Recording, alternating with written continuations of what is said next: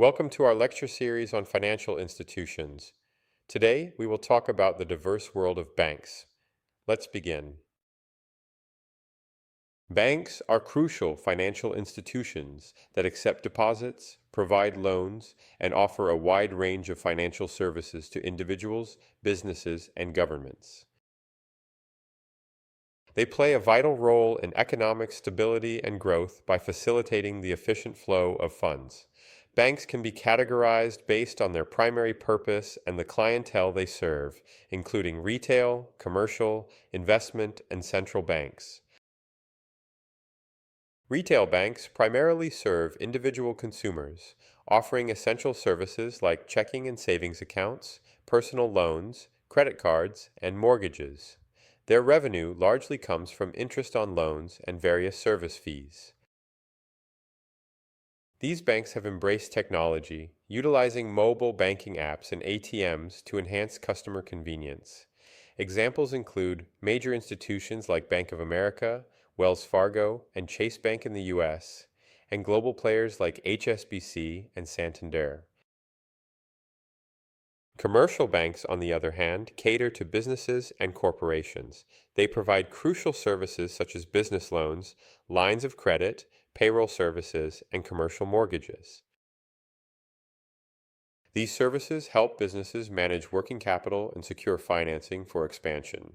Many banks operate as universal banks, combining both retail and commercial functions. Prominent examples include JPMorgan Chase, which offers corporate lending and treasury services to major firms, and international commercial banks like Citibank and Deutsche Bank.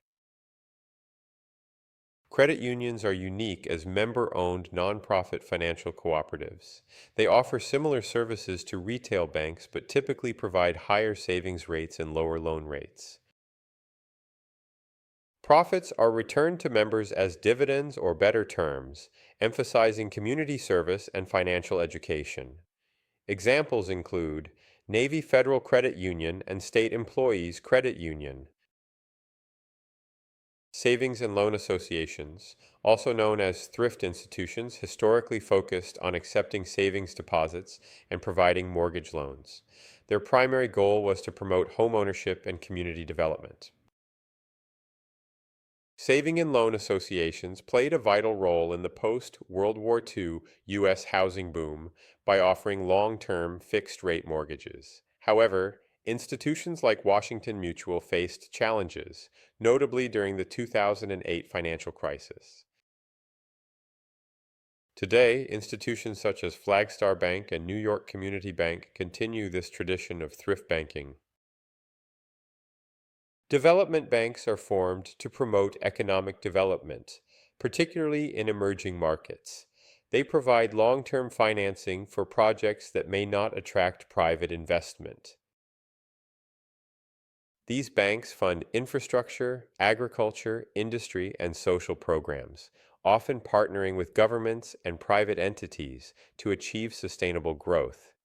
Examples include the World Bank, African Development Bank, and Asian Development Bank. In the U.S., the Small Business Administration acts similarly by supporting small business financing. Export-Import banks, or EXIM banks, support international trade by providing loans, guarantees, and insurance to exporters and importers. Their goal is to promote a country's exports and reduce trade risks. These banks enhance global competitiveness and protect businesses from non-payment risks in foreign markets. The U.S. Export-Import Bank, for instance, finances American companies selling abroad, such as Boeing Aircraft Exports. Similarly, China's Exim Bank supports Chinese infrastructure projects worldwide through initiatives like the Belt and Road. Investment banks focus on raising capital for corporations, governments, and institutions. They underwrite securities, advise on mergers and acquisitions, and trade financial instruments.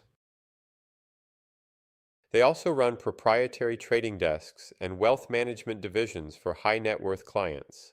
Top global investment banks include Goldman Sachs, Morgan Stanley, and Barclays.